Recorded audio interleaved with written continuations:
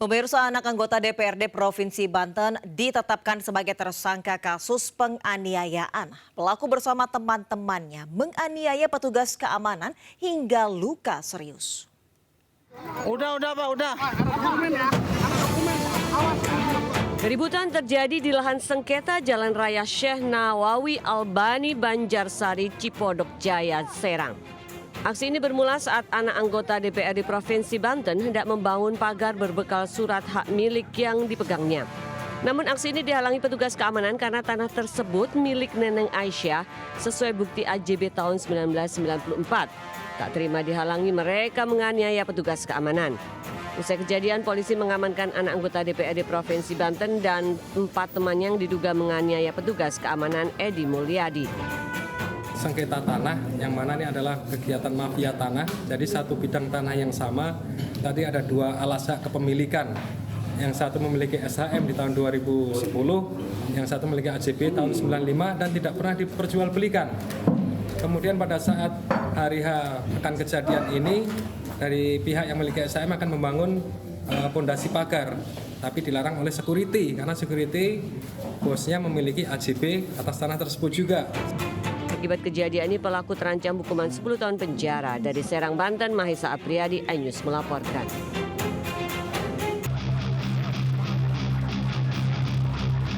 Pelaku pencurian kabel pompa air tak berkutik saat polisi dan petugas Sudin Bina Marga menggerebeknya saat beraksi di underpass Jalan Angkasa Kemayoran, Jakarta Pusat.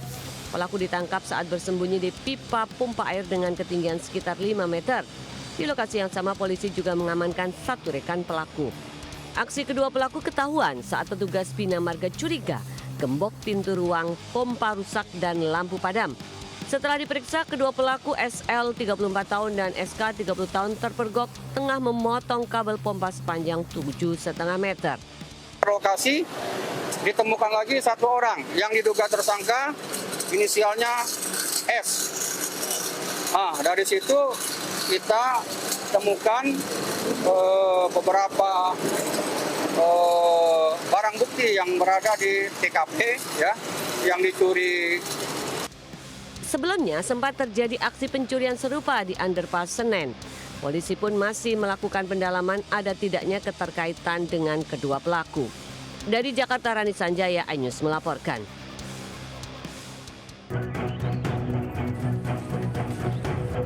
Satreskrim Polres Blitar menangkap seorang pria berinisial CH, warga desa Bendosari, Kecamatan Kademangan, Blitar, Jawa Timur.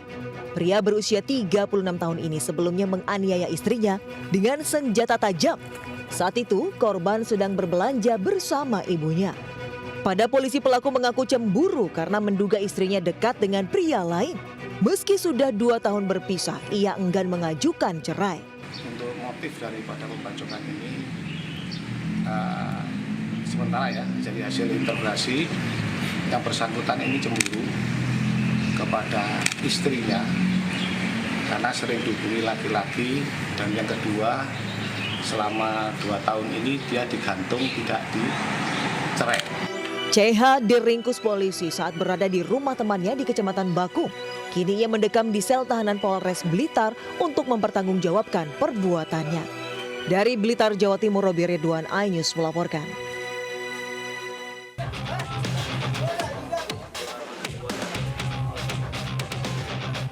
Aparat Satres Narkoba Polres Jakarta Barat menggerebek sebuah rumah yang dijadikan budidaya ganja di kawasan Jalan Setia Cengkareng, Jakarta Barat. 2 penghuni rumah, Ahmad Zakarsi dan Anwar, yang merupakan paman dan keponakan, langsung diamankan polisi. Di lokasi, polisi temukan 16 pot yang ditanam 40 pohon ganja, 274 gram ganja kering, dan 19 paket siap edar. Ahmad Zakarsi yang diduga mengalami gangguan jiwa tetap diamankan polisi. Pelaku Anwar mengaku budidaya ganja sudah dilakukan selama 1 tahun dan dijual ke orang-orang terdekat. Agar tidak dicurigai warga, pelaku menyembunyikan pohon ganja di atap rumah. Dan dia taruh di dalam pot, dan potnya dijajar di loteng rumahnya di atas genteng. Itu agak gangguan gangguan lah. Bukan yang tersangka pertama. Iya, gangguan gila dia. Semua juga satu RT juga tahu dia ada gangguan kok. Pelaku Anwar yang juga positif mengonsumsi ganja dan barang bukti tanaman ganja dibawa ke Polres Jakarta Barat untuk kepentingan penyidikan. Dari Jakarta, Miftahul Gani, iNews melaporkan. Pemirsa, pasca kaburnya 7 tahanan dari Rutan Salemba, anggota Komisi 13 DPR RI gelar inspeksi mendadak pemeriksaan untuk memastikan pelayanan dalam rutan.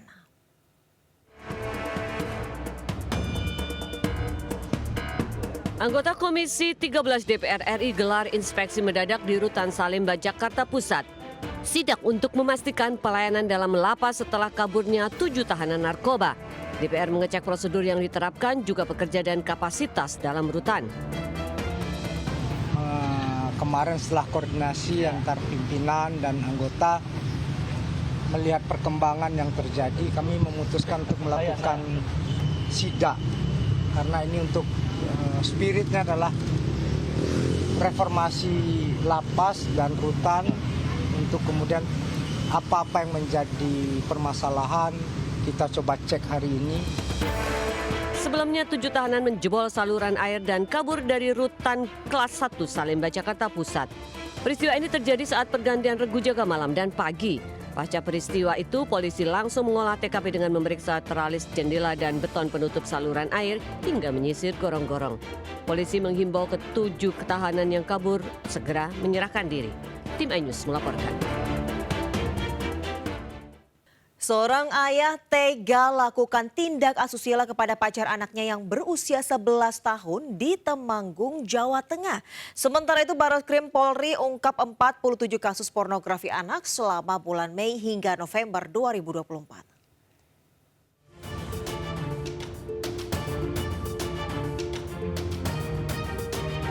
Pria berinisial M, warga Temanggung, harus berurusan dengan polisi karena melecehkan teman dekat anaknya yang baru berusia 11 tahun sebanyak 6 kali.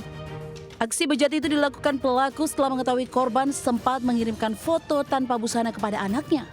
Ia pun memperdaya korban dan mengancam akan menyebarkan foto asusila itu bila tidak menuruti keinginannya. Pelaku melecehkan korban hingga 6 kali selama kurun waktu dari September hingga Oktober. Kasus ini terkuak setelah korban akhirnya bercerita kepada orang tuanya. Foto korban telanjang dada yang korban kirimkan ke pacarnya. Saat itu korban hanya diam, kemudian tubuh korban dipepetkan di dalam tembok sehingga korban berteriak dan tersangka membekap korban menggunakan tangannya.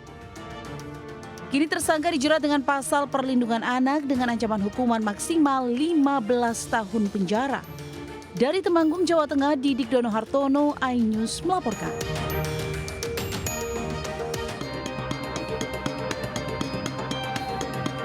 Satu orang ditangkap di Pangandaran dan ditetapkan sebagai tersangka karena mengelola 27 situs pornografi anak sejak 2015. Dalam kasus ini, polisi mengamankan sejumlah unit komputer, telepon seluler berisi video porno, hingga 3 akun surat elektronik. Tersangka mengaku mendapat keuntungan hingga ratusan juta rupiah dari iklan setelah mengunggah video tersebut. Pornografi online anak yang dimulai dari bulan Mei sampai dengan bulan November 2024. Yaitu sebanyak 47 kasus dengan 58 tersangka, serta telah mengajukan blokir situs atau web pornografi online sebanyak 15.659 situs.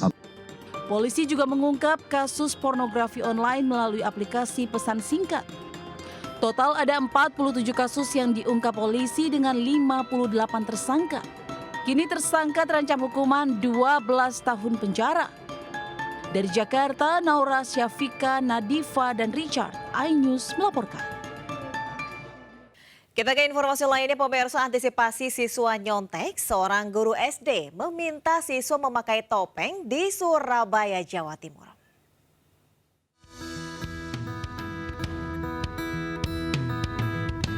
Ada yang unik saat siswa kelas 6 mengerjakan ulangan harian mata pelajaran matematika di Sekolah Dasar Negeri Sememi 1 Surabaya. Seluruh siswa menggunakan berbagai macam topeng, mulai dari superhero hingga banongan yang biasa digunakan saat pementasan Reog Ponorogo. Dengan memakai topeng, para siswa kesulitan untuk melihat teman satu bangku, apalagi mencontek pekerjaan temannya. Ide unik dan lucu ini membuat anak-anak merasa senang, meski pelajaran yang mereka kerjakan adalah mata pelajaran yang menjadi momok sebagian siswa, yakni matematika. Karena bagus dan lucu. Itu tidak waktu ngerjakan pakai topeng? Sulit. Senang nggak? Senang. Ternyata anak-anaknya responnya senang, katanya menyenangkan, ulangannya nggak tegang-tegang sekali karena lihat kanannya, lihat apalagi ada topeng huluk, lihat temennya ada huluk, ada barongannya juga gitu. Meski memakai topeng, para siswa lebih percaya diri dan tidak ada yang keberatan dengan memakai topeng saat ulangan matematika. Dari Surabaya, Sony Hermawan, iNews melaporkan.